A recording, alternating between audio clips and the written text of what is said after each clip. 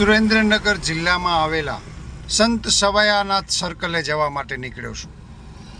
તો મિત્રો, આ સ્થળની રૂબરૂ મુલાકાત લેવાની છે અને જો કોઈ સાથી મિત્ર ત્યાં હાજર હશે તો તેની સાથે વાતચીત પણ કરવામાં આવશે।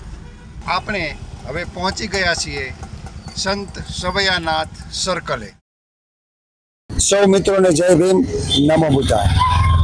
ડૉક્ટર બાબા સાહેબ આંબેડકરની 134મી જન્મ જયંતિ નિમિત્તે સમગ્ર દેશવાસીઓને ઢેર સારી શુભકામનાઓ।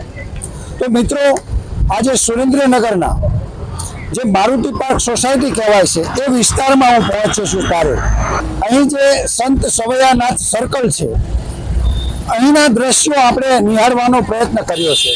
તો અહીં એક વાત ખાસ નોંધવા જેવી એ રહી છે કે અહીં સૂત્ર લખેલા છે। તો આમાં એક સૂત્ર એવું લખેલું છે कि मुझे वह धर्म पसंद है जो समानता, स्वतंत्रता और बंधुता सिखाता हो।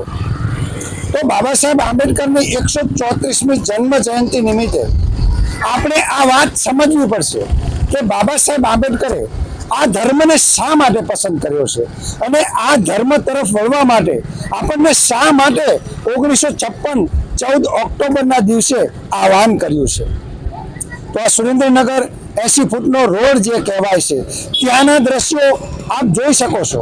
અને બાબા સાહેબ આંબેડકરની 134મી જન્મ જયંતિ ભારત દેશમાં જ નહીં પરંતુ વિશ્વભરમાં ધામધૂમથી લોકો ઉજવી રહ્યા છે। પરંતુ બાબા સાહેબે કહ્યું હતું કે મારું સાચું સન્માન ત્યારે ગણાશે કે તમે મારા બતાવેલા રસ્તા ઉપર ચાલો। તો અહીં આજે આપ દ્રશ્યો જોઈ રહ્યા છો તે સંત સવાયાનાથ સર્કલથી દ્રશ્યો જોઈ રહ્યા છો। આ વિસ્તારમાં ક્યારેક આવવાનું થાય તો અહીં મુલાકાત કરજો।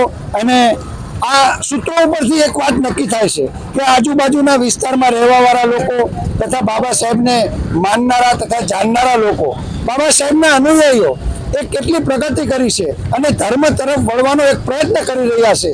તો આ સંત શ્રી સવાયાનાથ સર્કલથી આપણે એ વાત સમજી શકીએ કે લોકો હવે ધર્મ તરફ વળવાનો પ્રયત્ન કરી રહ્યા છે। તો ફરીથી 134મી જન્મ જયંતિ નિમિત્તે સમગ્ર દેશવાસીઓને શુભકામના આપું છું।